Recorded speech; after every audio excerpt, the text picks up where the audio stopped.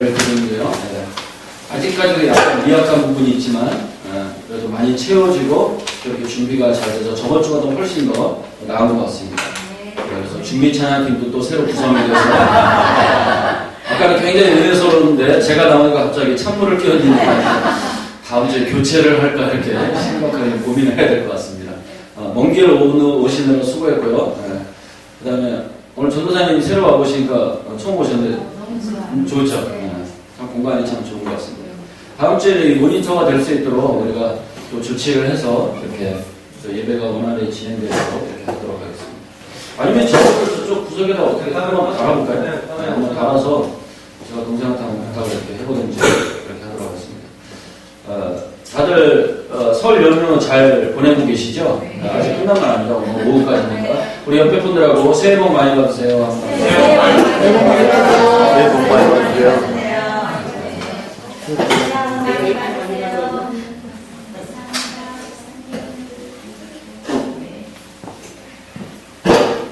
난 돈이나 주고 얘기해라.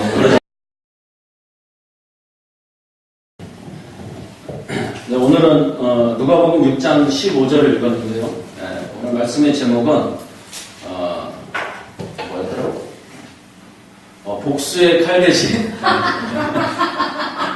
사랑의 꽃다발을 이런 제목으로 말씀을 나누도록 하죠.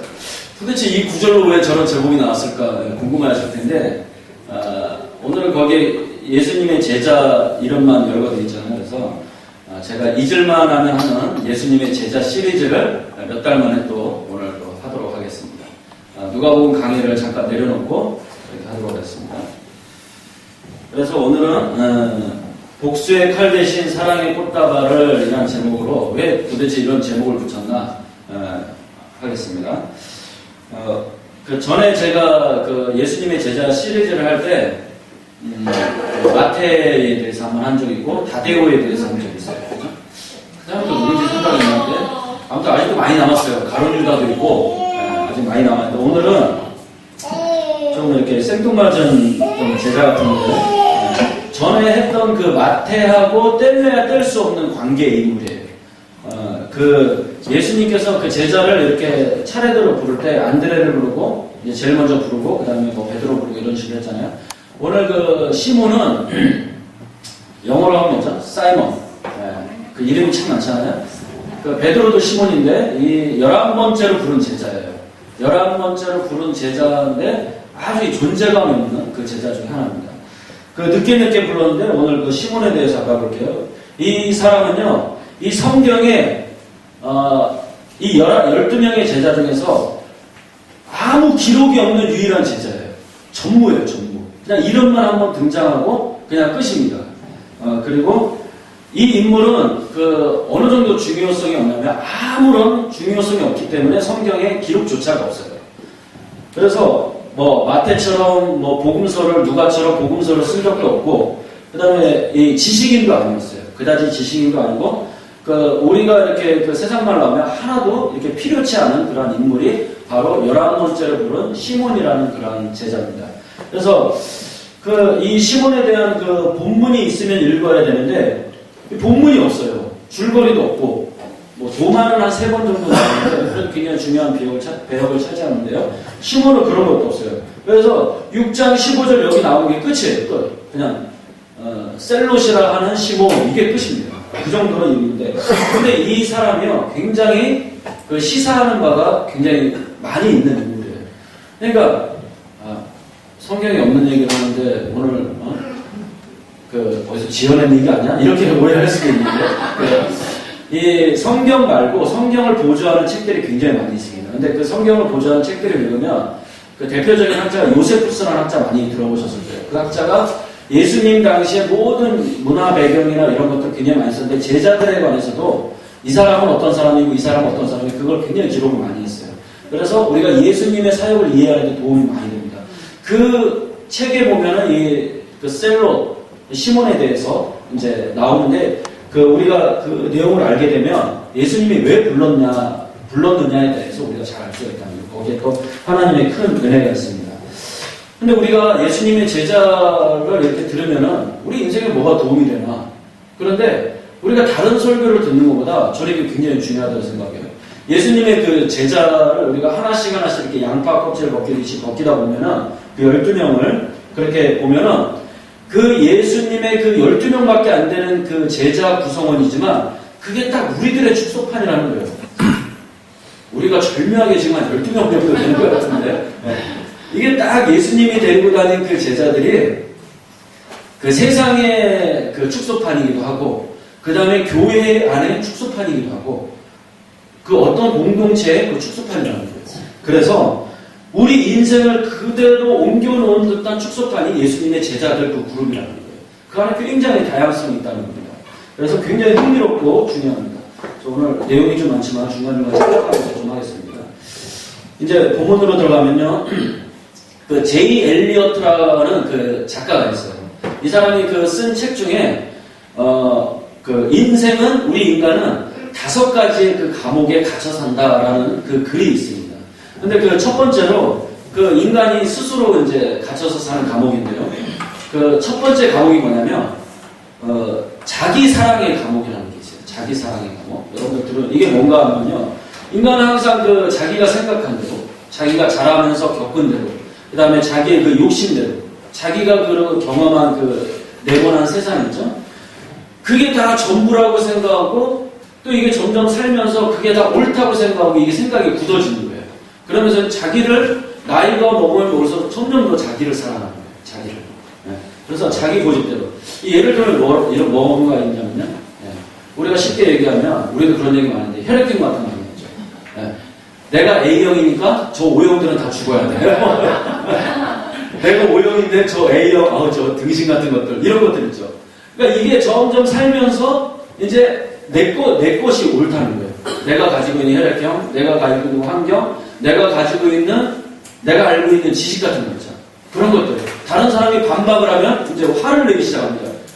이게 확 죽으려고 이러면서 이게 자기 사랑의 감옥이라는 거예요. 전혀 맞지가 않는데 제가 누누이 얘기하지만 혈액형은 절대 얘기하면 안 됩니다. 네, 그냥 제가 이렇게 그냥 저도 같이 웃고 하는 거는 그냥 얘기하면 재밌잖아요. 그냥 재미하지 너무 거기에 몰두하시면 안 된다는 그런 얘기예요. 이게 바로 자기의 스스로의 생각에 갇혀있는 자기 사랑의 감옥이고, 두 번째 감옥은, 이거 참 재밌는 감옥인데요. 과거를 향수하는 향수의 감옥이라는 거예요. 여러분 들으면 아시겠죠? 그랬을 걸. 예전에 그렇게 했었으면 좋았을 걸. 자꾸 그 과거를 하는 거예요. 이 여자 말고 저 여자랑 그때 결혼을 했었어요. 바보 같은 생각인데요. 그러니까 내가 그 여자, 그 남자랑 결혼을 했으면 지금보다 더 좋았을 걸 하는 이러한 생각들을 굉장히 많이 하잖아요. 이게 과거에 묻혀 사는 거예요. 우리 교회 부부들 간에는 전혀 그런 생각을 가지신 분이 하나도 없을 것이라고 전혀 얘기는 못하겠지만 아무튼 그래야 됩니다. 그러니까 이미 되돌릴 수 없는 그러한 후회에 빠져서 거기서 헤어나오지 못하는 거예요. 자, 세 번째 감옥은 근심의 감옥입니다. 성경에도 염려하지 마라. 그러다가 키가 한 뼘이라도 자랐느냐 그런 얘기 있죠. 이 근심의 감옥에서 우리는 늘 자유로웠어. 자고 나면 근심이 생기잖아요. 자고 나면 또 근심이 생기고 이게 우리 그 생활에 전혀 불필요하고 하나도 우리 인생을 앞으로 이렇게 발전하게 하는 아무 도움이 안 되는 게 바로 근심이에요. 근심. 우리 인생에 뭐라 그럴까요? 술, 담배처럼 백해무익한 게 근심인데 이거를 우리가 벗어나지 못한다는 거예요. 그래서 제이 엘리어트라는 작가가 세 번째 감옥을 인간이 늘 이러한 그 감옥에서 자유롭지 못하다. 참 안타까운 게 우리 인생이라 그랬고 네 번째 감옥이 있습니다. 남의 것이 더 좋아 보이는 선망의 감옥이라는 게 있어요. 그죠? 우리 이게 굉장히 심하잖아요.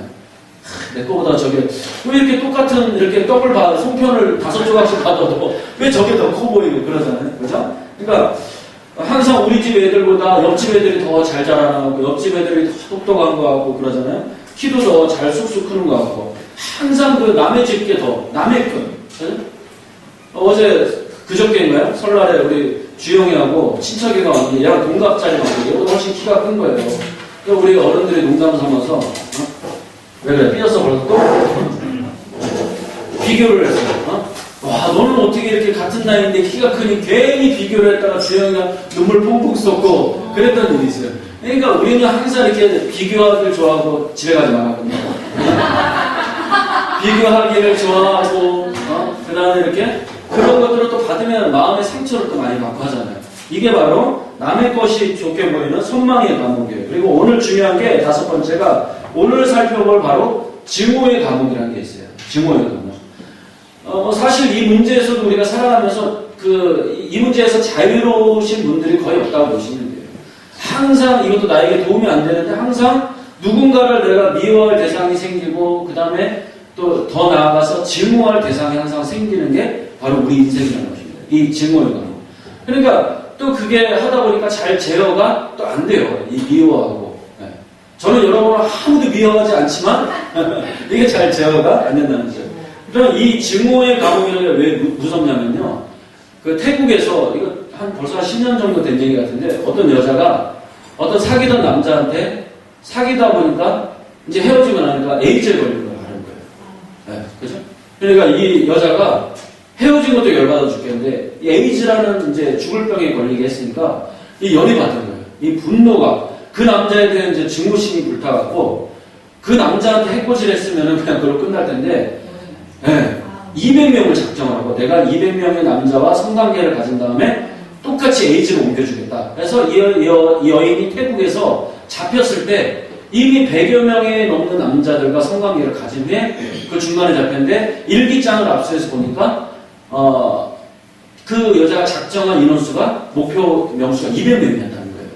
그런 중간에 이제 잡힌 거예요. 이렇게 남을 증오하는 게 무서워요. 또 우리나라에서도 어떤 일이 있었냐면 남편이 평생을 이제 막 구타를 하고 못 살게 하고 결혼 생활 내내 자기를 괴롭히니까 어느 날 남편이 이렇게 자고 있는데 식용유를요 한 솥단지 팔팔 끓여갖고 자고 있는 남편한테 부어버렸어요. 얼굴로.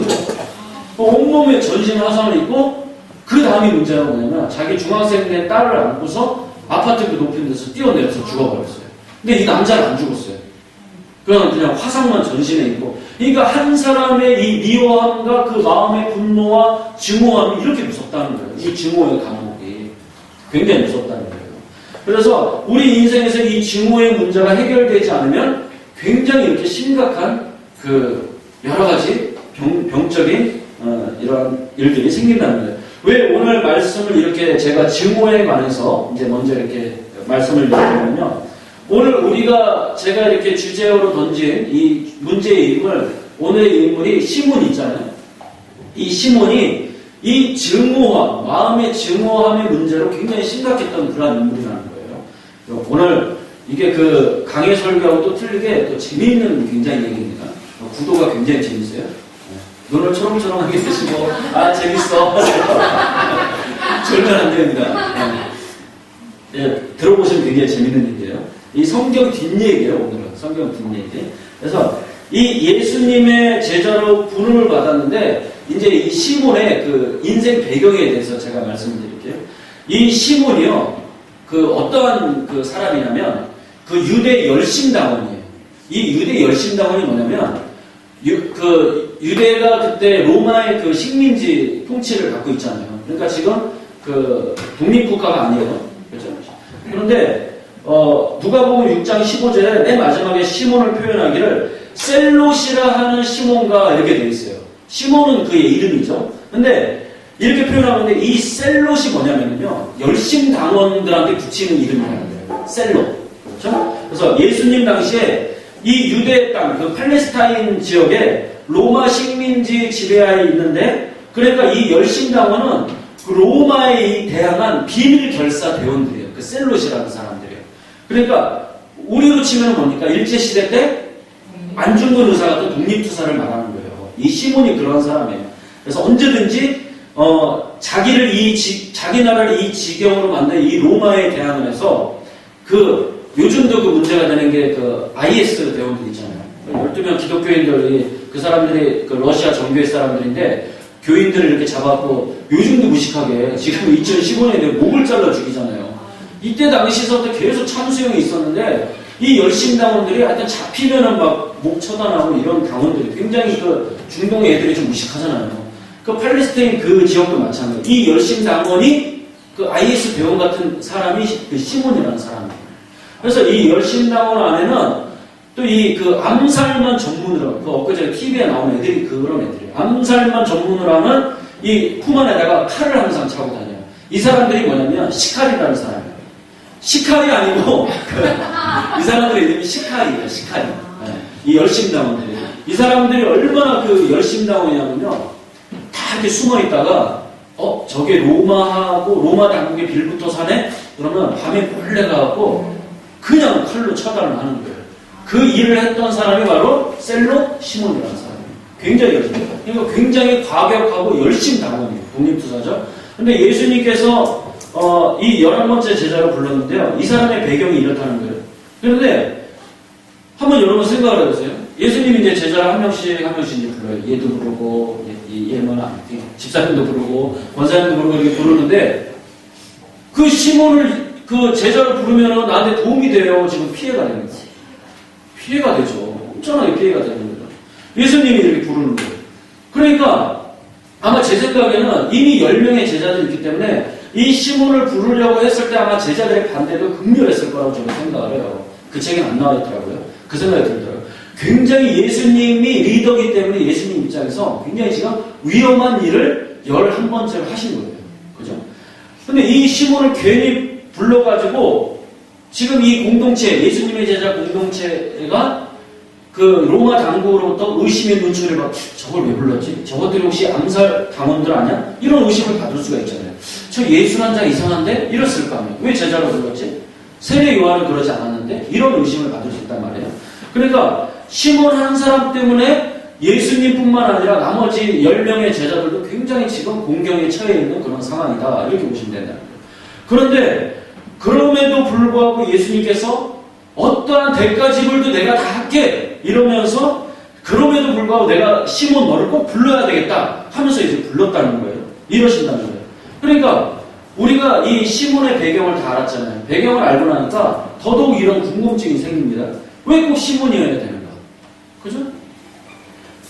그 유대 땅에 그때 당시에 널린 게 사람들이고 널린 게 많은 사람들인데 왜 꼭 그 위험 부담을 안아가면서까지 시몬을 그 많은 대가 지불을 하면서까지 불러야 되는가? 그 12명 안에 왜 이 문제가 많은 시몬을 꼭 넣어야 되는가? 안 넣어도 되는데. 근데 더 이해가 안 가는 게 이거예요. 그렇게 크나큰 대가 지불을 하면서까지 불렀으면은 이 시몬이 예수님 제자 중에서 위대한 업적을 나타내야 되잖아요. 그죠? 뭔가 시몬 복음도 써야 되고, 그 다음에 안 되면은 오병이회 할 때 떡이라도 나눠주던가. 아무런 일이 성경에 기록이 없다는 거예요. 그래서 어떤 위대한 업적이 없어요. 그러면 그 사람이 어떤 위대한 업적이라도 성경에 기록되어 있으면 우리가 이래서 불렀구나 하고서 고개가 끄덕여질 텐데 그러한 기록이 없다는 겁니다. 성경에 어디에도 없대요. 그러니까 시몬은 기능적으로도 필요가 없는 인간이었고 그 다음에 꼭 쓸데있는 인간도 아니었고 그 불러야 할 이유가 성경 어디에도 우리가 찾아볼 수 없다는 거예요. 아무리 성경을 뒤져봐도 전무하다는 겁니다. 있으나 마는 요즘 애들 말로 존재감이 없는 그러한 인물이에요. 그래서 그런데 오늘 그 말씀을 여기까지만 하고 맞춰도 굉장히 은혜가 되는 말씀이에요. 아무 필요가 없는데 그래도 불러주신 게 은혜구나 하고서 여기까지 맞춰도 참 우리에게 은혜가 돼요. 인생의 답이 다 나오는 거예요. 그래서 이게 참 그 벅차오르는 감격인데 왜냐? 우리가 시몬이라는 거예요. 여러분 쓸데 있습니까? 여러분 하면 기분 나쁘니까 제가 주님 앞에 쓸데 있는 인간입니까? 아니라는 거예요. 아무 쓸데가 없어요. 그 인류 역사상 저 하나 없어도 되고 전혀 존재감이 없는 인간이 우리가 다 시몬이라는 거예요. 그게 은혜라는 거예요. 예수님께서 시몬을요 어디 요긴하게 써먹을 때가 있어서 많은 대가 지불을 하고 부른 게 아니라니까요. 아무 써먹을 데가 없는 인간이에요. 하나님께서 저와 여러분을 특별히 어디 써먹을 때가 있어서 부른 게 아니라는 그 이야기라는 것입니다. 예수님께서 그 시몬을 부르신 그 본질적인 이유는 예수님 그 마음속에 저 불쌍한 인간, 저 마음에 항상 그 몸에는 칼을 지니고 다니고 그 다음에 마음에는 항상 누군가에 대한 증오감을 품고 있고 시몬이 사람을 미워했겠어 안 미워했겠어요? 그때 당시 로마의 빌부터 사는 인간이 많은데 항상 그렇게 한 번밖에 없는 그 귀한 인생을 하나님께 일생을 바치기보다 항상 남을 미워하고 남을 증오하고 사는 저 불쌍한 인간, 내가 안 불러주면 어떡하나? 내가 불러서 치료 안 해주면 저 인간 저러다가 죽을 텐데 하는 그 예수님의 깊은 사랑의 마음을 담아서 지금 시몬을 불렀다는 그 이야기예요. 써먹을 때가 있는 제자가 아니고 아무런 필요 없는 제자가 그냥 치료의 대상으로 부른 제자가 12명 중에 시몬이라는 거예요. 써먹으려고 부른 게 아니에요. 이게 은혜이고 감격인데 우리는 늘 이런 오해와 착각에 빠집니다. 우리가 또 빠지는 착각. 하나님이 나를 쓸모가 있으니까 불렀겠지. 내가 좀 잘나고 예쁘고 똑똑하니까 불렀겠지. 항상 우리는 이런 착각에 빠진 거예요. 내가 좀 대인관계도 원만하고 내가 좀 인간성이 좋으니까 하나님께서 나에게 일을 맡긴다는 거예요. 우리가 늘 이렇게 착각에 빠져 있지만 실상은 그렇지가 않다는 거예요. 오늘 저와 여러분을 오늘 이 예배 자리까지 세우실 때까지 오늘도 하나님께서 예수님께서 십자가에서 그 대가 지불을 하시고 하나님의 자녀로 우리를 불러주셨을 때 우리를 어디다 써먹을 때가 있어서 부른 게 결코 아니라는 거예요. 그냥 부르신 거예요. 여러분 치료하시려고. 여러분이 그냥 무슨 중증 환자 같기는 하지만 그게 아니고 그래도 우리 마음에 상처가 있기 때문에 저러고 살면 안 되는데 내가 불러서 치료해줘야지. 이렇게 불러주신 은혜에 우리가 감격을 해야 된다는 거예요. 우리가 이 사실을 항상 그 삶 가운데 되새기고 하면 구원의 감격이 계속 이렇게 살아납니다. 우리가 지난주에 그 열천의 비유를 통해서 우리가 아무 대가 없이 구원을 받은 존재라는 걸 알았잖아요. 오늘도 마찬가지예요. 계속 우리가 이 쓸데없는 인간, 하나님의 은혜를 왜 불러주셨나. 항상 구원의 감격이 오늘 시몬을 통해서 우리가 묵상을 하면 이렇게 우리가 구원의 감격이 새롭게 살아난다는 겁니다. 바울이요, 고린도전서 1장 26절에 우리가 잘 아는 이러한 고백을 합니다. 우리 한번 찾아볼까요? 안 찾아보려고 했는데 졸릴까봐. 고린도전서입니다. 1장 26절.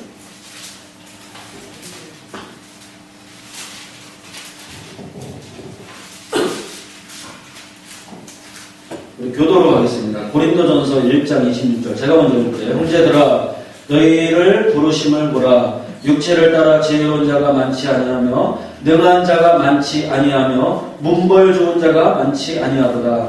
그러나 하나님께서 세상에 미련한 것들을 택하사 지혜 있는 자들을 부끄럽게 하려 하시고 세상에 약한 것들을 택하사 강한 것들을 부끄럽게 하려 하시며 하나님께서 세상에 천한 것들과 멸시받는 것들과 없는 것들을 택하사 있는 것들을 폐하려 하시나니 이는 아무 육체도 하나님 앞에서 자랑하게 하려 하십니다.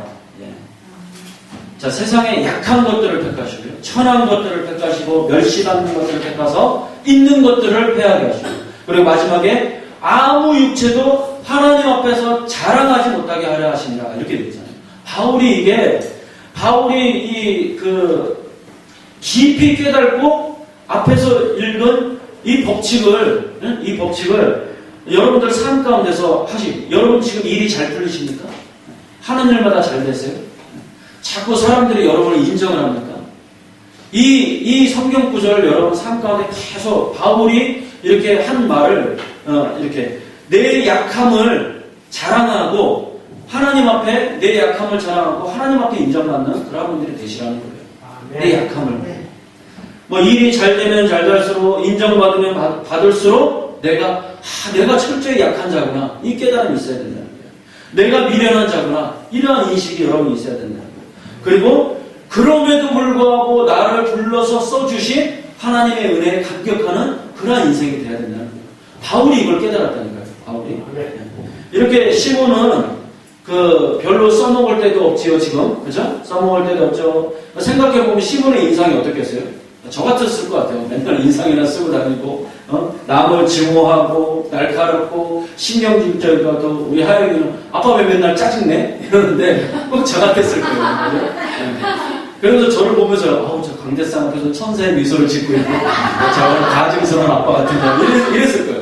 아마 시몬도 평소에 계속 이렇게 보면서 인상 쓰고 막 이렇게 증오함만 마음에 가득 있었을 것 같은데 그 예수님께서 그 인생의 내면을 치료해 주시고 지금 교정을 시켜 주셔야 하는데 예수님께서 가장 먼저 이 시몬한테 해주신 치료와 교정이 뭔가 하니까요.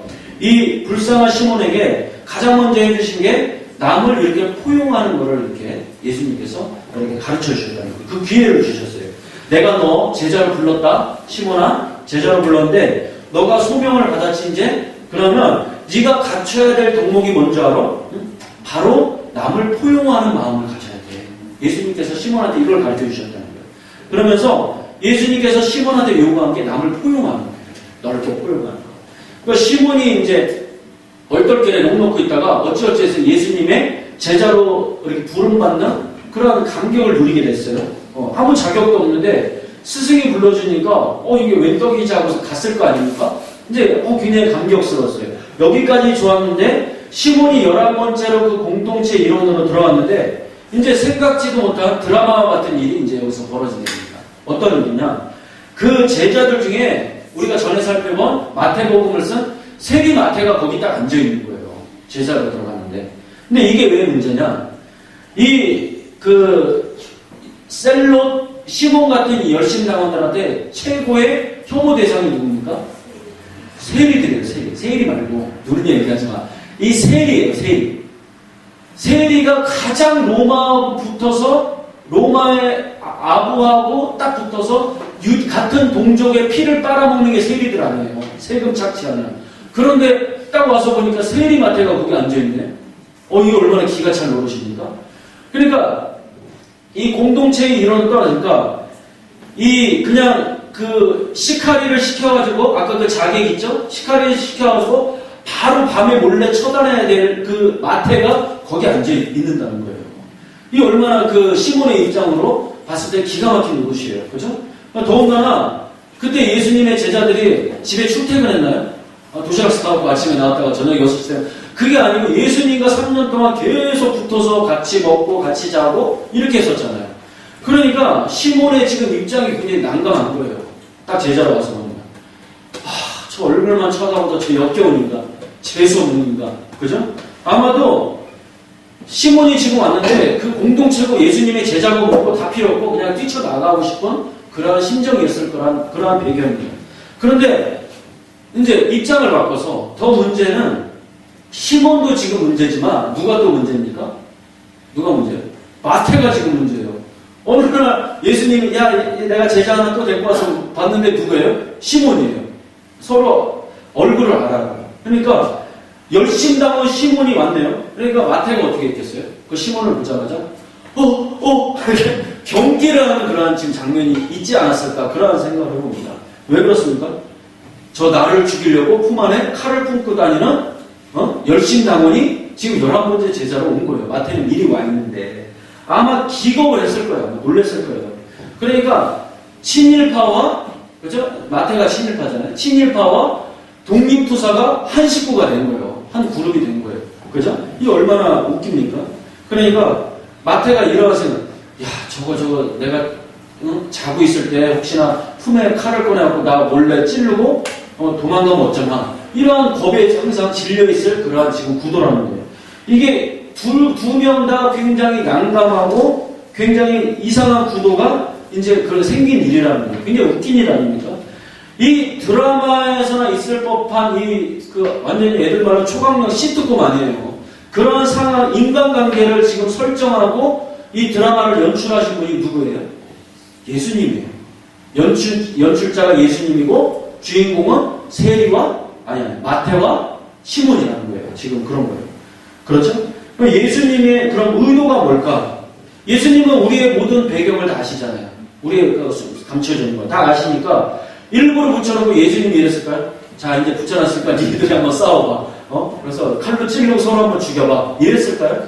그런 마음으로 예수님이 붙여놨을까? 아닌 걸 알잖아요. 그죠? 그러니까 살아남는 놈이 우리 편 이러진 않았을 거 아니에요?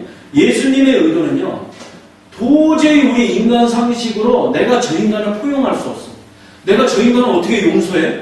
이게 말이 돼? 이렇게 도저히 할 수 없는 그 적개심만 불러일으킬 수밖에 없는 시몬과 또 한 그룹의 마태를 한 그룹 안에 한솥밥을 먹게 해서 이렇게 만들어주셨다는 거예요. 그런데 예수님의 이러한 의도는요, 지금 지상교회 안에서도 어떻게 해요? 고스란히 일어나고 재현되고 있다는 거예요. 끊임없이 반복되어야 돼요. 이 시몬과 마태의 이 잘못된 만남, 그죠? 잘못된 만남은 어느 교회에 할 것 없이 어느 공동체 권한에 계속 그대로 재현되는 거예요. 여러분 교회에 오시면은 이렇게 막 다 반가운 얼굴만 있던가요? 막 일주일 동안 너무 보고 싶고 막 이런 얼굴만 있어요? 물론 우리 교회는 그런 얼굴만 있어요. 그죠? 그러니까 12명이 타고 와도 즐겁고 그렇잖아요. 우리는 너무 반가워 죽어요. 좋아 죽는데 저도 주중에 여러분들이 얼마나 보고 싶은지 모르겠어요. 김원영 입사님 이렇게 크게 웃으면 안 됩니다. 아마 우리가 예전에 이렇게 교회를 다녀봐서 알지만 솔직히 우리 까놓고 얘기해서 교회 가면 그 인간 보일 텐데 이런 사람들 많잖아요. 보기 싫은 인간 굉장히 많이 있잖아요. 그 사람들 보기 싫어서 교회 가는 발걸음이 무거울 때도 있고 가서 좀 안 마주쳤으면 좋겠고 이런 일들이 이런 마음들이 늘 우리가 들어왔었잖아요. 그죠? 늘 드는 마음이 우리가 항상 드는 마음이 주님은 왜 저 인간을 우리 교회로 보내갖고 내 마음에 이렇게 시험을 들게 하나 이 옆에 베델교회로 좀 보냈지 이런 마음이 항상 우리가 그런 마음이 들잖아요. 그런데 그 교회 안에 마태도 있고 시몬도 있어요. 항상 꼴보기 싫은 인간이 항상 있다는 말이에요. 그러면 우리가 예전에 보면 구역 예배 가도 있고 꼭 아침에 성가대 가운 입고 가서 앉아있으면 그 인간이 꼭 나랑 맞춰보고 있고 꼭 그렇잖아요. 꼭 있어요. 근데 내가 시몬처럼 시몬처럼 예수님께 부름받아서 교회 안에 우리가 주님 앞에 나왔는데 우리가 항상 마음에 드는 시험이 뭐냐면 우리가 물질 때문에 교회에서 시험 드는 것도 아니고 어떠한 것 때문에 시험이 드는 것도 아니고 목사님 말씀 때문에는 가끔 시험 들긴 하지만 우리가 가장 먼저 시험이 드는 게 뭡니까? 인간관계 때문에 항상 시험이 들어요. 인간관계 때문에 상처받고 떠나고 인간관계 때문에 가장 먼저 항상 대인관계 때문에 먼저 오는 게 우리가 찾아오는 게 시험거리라는 거예요. 와보니까 마태가 거기 있는 거예요. 와보니까 또 새로운 식구가 시몬이 거기 또 오는 거예요. 그 공동체 안에. 제가 초등학교 6학년 때 이제 제가 그때 아마 사춘기가 좀 일찍 왔나 봐요. 교회를 가니까 어떤 놈이 저를 그렇게 괴롭혀요. 교회 가기가 싫은 거 안 그래도 막 사춘기가 왔고 막 교회도 가기 싫고 그런데 학교도 가기 싫고 그런데 그래갖고 여름 때였는가 그런데 내가 저 인간 꼴 보기 싫어서 옆에 교회를 한번 가봐야겠다. 내가 그 교회에서 태어나고 자라고 12년 동안 다닌 교회였는데 그 교회를 떠나기가 쉽지가 않잖아요. 어린 마음에도. 근데 그 인간이 너무 꼴 보기 싫은 거예요. 그래갖고 옆에 교회를 개천 건너 교회를 갔어요. 갔는데 그 교회에 갔더니 그 옆에 학교 다니는 꼴 보기 싫은 두 인간이 있더라고요. 두 인간이. 이름도 제가 안 했어요. 하나는 김주호, 하나는 김주석. 왜 이 두 인간이냐면 얘네가 쌍둥이에요. 쌍둥이. 똑같이 생겨갖고 얘네가 동네에서 마당놀이 할 때 보면 저를 엄청 두들겨 패고 괴롭히던 놈인데 그 교회 다니더라고요. 그래갖고 내가 마음을 접고 다시 원교회로 이렇게 복귀를 했던. 그러니까 한 놈 피해서 갔더니 두 놈이 있더라고요. 그런 일이 있었는데 그러니까 우리가 어느 그룹이든 간에 꼴 보기 싫은 인간이 꼭 있다는 거예요. 피해도 있어요. 그것 때문에 교회를 내가 떠난 거는 성경적이 아니라는 거예요.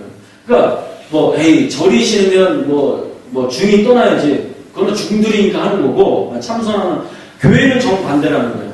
성도가 싫어도 집사가 떠나는 게 아니고 성도가 싫어도 그 싫은 사람 포용하는 곳이 교회라는 거예요.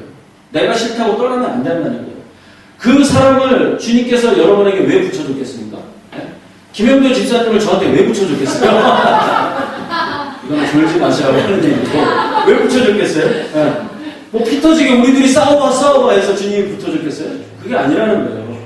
교회 안에서 어느 누군가 대인관계 때문에 내가 저 인간 때문에 교회 못 다니겠다고 생각하면 그거 옳은 태도가 아니라는 거예요. 그 사람을 예수님께서 무언가 깊은 뜻이 있기 때문에 저한테 이쪽으로 하면 너무 계속 기분 나쁘니까 저한테 붙여주신 거라는 거예요. 저한테 뜻이 있기 때문에. 그렇기 때문에 피한다고 여러분 해결될 문제가 아니라는 거예요. 주님이 붙여진 그 한 사람 있죠? 한 사람이 이렇게 피해서 옆에 교회를 가면 그 사람보다 더 징한 7명을 다시 붙여준다는 말 여러분 아시기 바랍니다. 그러니까 한 명을 잘 해결하고 가셔야 돼요. 그 꼴보기 싫은 인간, 보기 싫다고 예배 빠지면 어떻게 됩니까? 내 영성만 손해난다는 거예요. 내 영성만. 그러니까 마태와 싸워 이기고 마태를 누르려는 눌러버리려는 그 증오심을 내려놓고 하나님께서 그 사람을 왜 나한테 붙여주셨나? 이걸 한번 다시 한번 여러분 묵상을 하시고 그 다음에 잘 안 되더라도 그 사람을 어떻게 하면 포용할 수 있을까? 내 안에 있는 이 증오심 있죠? 그 사람을 미워하는 마음 있죠? 그 주님의 의도를 깨달고서 억지로라도 그 사람을 이렇게 껴안으려고 여러분 노력을 하셔야 된다는 거예요. 가면 하셨지만 마음으로는 주설교는 나를 상관없어. 예배 끝나고 두고 보자 이러지 마시고 항상 어렵더라도 하셔야 됩니다. 알겠죠, 주차님은? 저를 포용하시기 바랍니다. 자, 오늘 그런 의미에서 옆에 사람들하고 한번 해보시겠습니다. 자, 오른쪽에 계신 분이 포용하라고 너무하고 자, 보잖아요. 이쪽에 계신 분, 이쪽에 오른쪽이죠? 제 오른쪽에 계신 분이 왼쪽 분한테 이렇게 하세요. 자, 내가 다 용서할게 이렇게 합니다. 이쪽에 내가 다 용서할게. 내가 다 용서할게. 그러면 이번에는 왼쪽에 자, 근데 그만 좀 하세요. 자, 이번에 왼쪽 분이 이렇게 대답을 합니다. 네 맘대로 해라.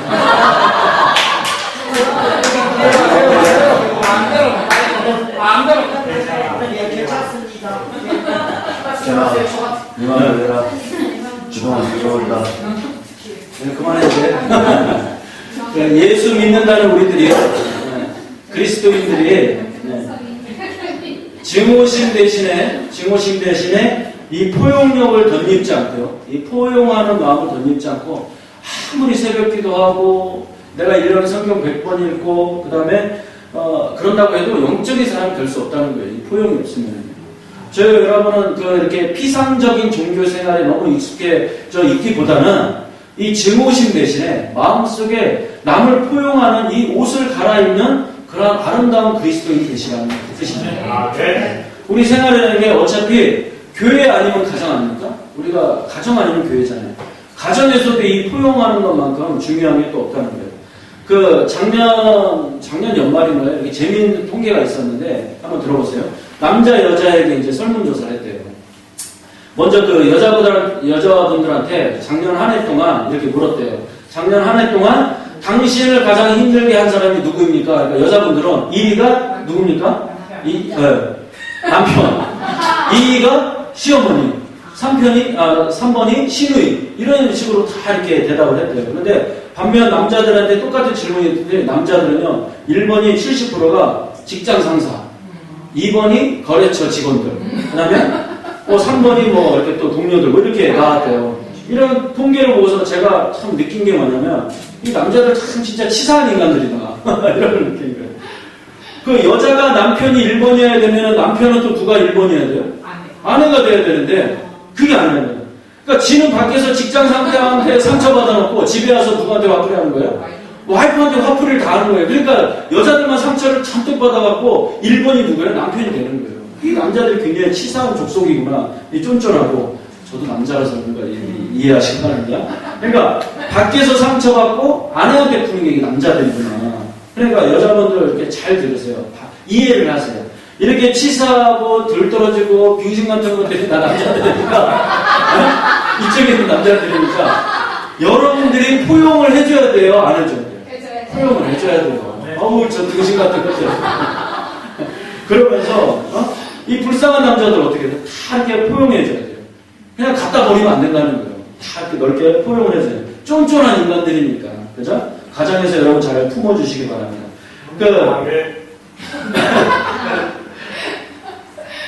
지금 사모님 안 계시다고 너무 이렇게 자신있게 하는 거예요. 남자들이 집에 와서 상처 주고 그러면은, 막 증오하고 그러지 마시고, 저 시몬 같은 인간 내가 포용해줘야지. 이렇게 하시라는 겁니다. 그래서, 이거 좀 기니까 넘어가고요. 마지막 결론을 맺도록 하겠습니다. 우리 안에 이 관용과 우리가 이렇게 포용에 관해서 중요한 일화가 있는데요. 여러분들 아마 설교 시간에 많이 들은 예화일 거예요.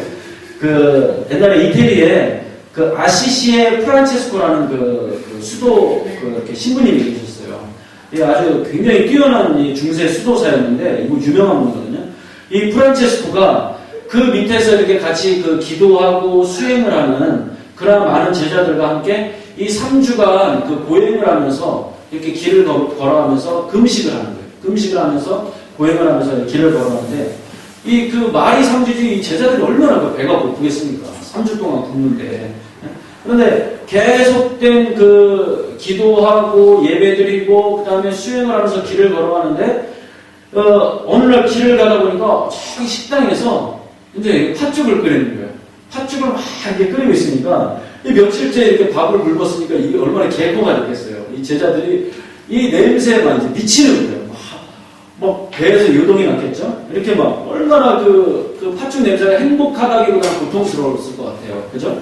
그러고 있는데 갑자기 어느 한 제자가 막 무리를 이탈해서 그 팥죽을 하면서 막 뛰어가는 거예요. 뛰어가서 막 달려가더니 그 죽 파는 집에 가서 죽을 지 마음대로 푸더니 막 퍼먹는 겁니다. 막 퍼먹는 거예요. 그러니까 갑자기 여기 있던 제자들이 막 갑자기 일어나는 상황이 얼마나 당황스러우면서 이제 황당했겠어요. 그러자 이제 이 제자들이 금세 정신을 차리고는 그 죽 퍼먹는 제자를 향해서 이제 막 이랬을 거예요. 막 경멸을 하면서 그 눈초리로 너는 이제 끝이다 이 자식아. 너는 이제 우리가 다 같이 이렇게 고생을 하고 이 거룩한 금식 기간에 그까지 죽은 그릇 퍼먹으려고 우리를 배반하고 그렇게 가서 네가 죽을 퍼먹어? 너는 이제 스승님한테 너는 파면이야 파면. 막 이렇게 막 손가락질하고 있는데 이 스승님의 이제 조치만을 기다리고 있잖아요 제자들이. 이런 와중에 갑자기 프란체스코 그 신부님이 막 그 제자를 향해서 뛰어가는 거예요. 뛰어가더니 어떻게 했습니까? 같이 옆에 가서 막 갑자기 죽을 갑자기 막 퍼먹는 거예요. 같이 막 퍼먹으면서 그러니까 이 나머지 제자들이 얼마나 당황해요. 황당해하고 있는데 그 제자들을 향해서 이 프란체스코 신부가 딱 뒤돌아보면서 야 일로 와 니네도 다 같이 먹어 다 와서 퍼먹어 오늘로서 금식 끝이야 괜찮아 와서 먹어 이랬다는 거예요. 너희들도 와서 먹어 이랬다는 거예요. 여러분들이 졸리니까 아무 감동도 없고 기가 막힌 얘기예요. 이 얼마나 그 스승님이 고마운 스승이에요. 그죠? 이 스승이 진짜로 배가 고파서 죽을 퍼먹었습니까? 물론 이 스승은 배가 고프죠. 그런데 이 스승은 죽을 퍼먹지 않아도 될 만큼의 그런 능력의 소유자예요. 굳이 안 그래도 돼요. 그런데 3주간의 금식 약속을 했으면 철저히 지켜야 되는데 기도해야 된다는 걸 알아요. 그만큼의 능력도 있는 소유자예요. 그렇지만 약해가지고 그 한순간에 다 뛰어가서 죽을 퍼먹을 수밖에 없는 그 연약한 제자를 위해서 자기가 그것을 덮어주려고 같이 가서 막 죽을 퍼먹었다는 그 내용 아닙니까? 그죠? 네. 인생이 이제 암울해져 있고 암담해져 있는 그 제자를 향해서 그 실수를 가서 너그럽게 포용해주고 감싸줬다는 그 이야기예요. 그런 면이 우리에게도 과연 있느냐 그 말씀을 제가 드리고 싶은 거예요. 그런 면이 있느냐. 예수 잘 믿는다는 우리는 여기까지는 잘해요. 나 금식 잘한다는 거예요. 나 성경 많이 읽는다는 거예요. 나 주일날 교회 안 빠져.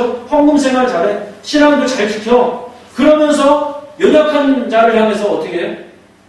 안수 집사라는 인간이 담배 하나 피고 있고 말이야. 헌금도 나보다 적게 하고 이런 거 많이 하잖아요. 날마다 저 죽포 먹는 인간 이런 거 많이 하잖아요. 나는 잘한다는 거예요. 나는.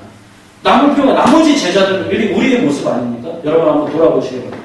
너무 이제 끝장이야 주님 앞에서. 네가 무슨 신앙인이라고 이러면 안 된다는 거예요. 이렇게 독설이나 퍼붓고 있는 모습이 정지하는 모습이 우리 모습이 아닌가 돌아가야 된다는 거예요. 남의 실수나 관용을 이렇게 잘못을 관대하게 대하지 못하는 우리의 모습을 보시기 바랍니다. 이 땅에 많은 교회들이 입으로는 예수님 잘 믿는다고 거룩한 모습을 하고 있지만 어쩌다 이렇게 우리 프린트물 인생을 나눠주면 왜 글씨 하나 이거 오타 났냐고 막 따지고 하는 교회들 많잖아요. 제가 이거 전에 교회에서 하도 뒤어서 하는 얘기예요. 주보에 오타 나면 난리가 납니다. 사무관사 그날 죽어요. 그 집사님만 와갖고 일주일 내내 괴롭히더라고요. 막 득달같이 달려서 왜 이거 실수해요? 내 이름이 어떻게 내가 김장자냐고 김정자지 막 그래서 내가 그 생각하면 내가 말리고 싶더라고요. 주보가 왜 이래 하면서 막 이거 틀려 먹었어. 그러니까 우리가 교회 안에서 따지는 문제들 보면은 별로 중요하지도 않은 일 갖고 많이 따진다는 거예요. 남을 포용해주고 너그럽게 이해해주고 야 이번 주에 내 이름을 기가 막히게 바꿔주었네? 이러면 얼마나 좋아요. 그러지 못한다는 거예요. 따지고 벌고 넘어지고 이러한 일이 교회에서 얼마나 많이 일어나요. 우리 교회가 이제 좀 성도 수가 이렇게 불어나고 혹시 그렇게 되면 이러한 일이 오늘 설교를 기억에 남까 없어야 된다는 거예요. 남을 기억해주고 별 중요하지 않은 일들에 우리가 목숨을 걸어서 안 되면 허허 웃어 넘길 수 있는 그러한 간용을 가지시기 바랍니다. 빌립보서 4장 4절에요. 바울이 또 기록하기를 주 안에서 항상 기뻐하라. 내가 다시 말하오니 기뻐하라. 이거 잘 아시죠? 그 다음에 5절에 뭐라고 되어 있냐면요. 너희 관용을 모든 사람에게 알게 하라. 주께서 가까우시니라. 좀 이렇게 앞뒤 문맥이 안 맞는 것 같아요. 앞에서 기쁨을 얘기했어요. 근데 다음 절에 이 기쁨과 한 세트를 뭘로 묶었습니까? 관용을 묶었다는 거예요. 너희가 기쁘기를 원해? 너희가 행복하기를 원하냐? 그러면 먼저 남에게 관용을 베풀라는 거예요. 너 기뻐하고 싶지? 너 행복해지고 싶지? 그럼 먼저 관용을 베풀라는 거예요. 바울이 이걸 알아서 여기다 기록을 한 거예요. 사람에게 웃음 좋은 사람으로 웃음 좋게 넘기라는 겁니다. 그래서 그 마음에 품고 있던 남을 향해서 증오함이나 품고 남을 어떻게 하면 죽일까 그 가슴에 칼과 증오함을 품고 다녔던 시몬이 이 하나님의 주님의 전적인 은혜로 제자로 부르심을 받아 제일 먼저 변화된 부분이 바로 뭐냐면 이제까지 원수로 여겼던 그 같은 이런 데 마태를 있잖아요. 나중에 어떻게 했겠어요? 사랑으로 품었다는 거예요. 마태도 어떻게 했겠어요? 처음에 기절했겠지만 그 다음에 나중에 서로 3년 동안 동거되면 서로 사랑으로 품었다는 거예요. 예수님이 이 귀한 선물을 두 인생에게 허락해 주셨다는 그 이야기입니다. 네. 이 뒷얘기가 2페이지가 더 있는데 이거는 간단히 얘기하면 우리에게도 사명을 주셨는데 이 시몬이요. 이 먼저 포용하고 주님이 가르쳐준 사랑을 다 품은 다음에 나중에 어떻게 했냐면 이제 사람을 미워하고 증오하고 이런 데다 자기 인생을 낭비한 게 아니라 그거는 싹 치료가 됐어요. 시몬이. 셀로 시몬이 다 치료가 되고 자기가 이제 소명을 받았잖아요. 다른 제자와 같이 소아시아 이런 데로 가고 나중에 일생을 영원 구원하는 데로 일생을 바친 인생이 시몬이었어요. 주님께서 한 인생을 갖다가 그 내면의 상징을 치료를 해주시면 어떻게 됐습니까? 주님을 위해서 헌신하는 인생이 됐다는 거예요. 우리도 매일 예배를 드리면서 주님께서 우리에게 선물을 주셨어요. 부르심의 선물을 주셨잖아요. 그러면 우리가 남을 먼저 용서하고 관용하고 남을 포용을 하면 그 다음에 우리 인생이 어떻게 된다고요?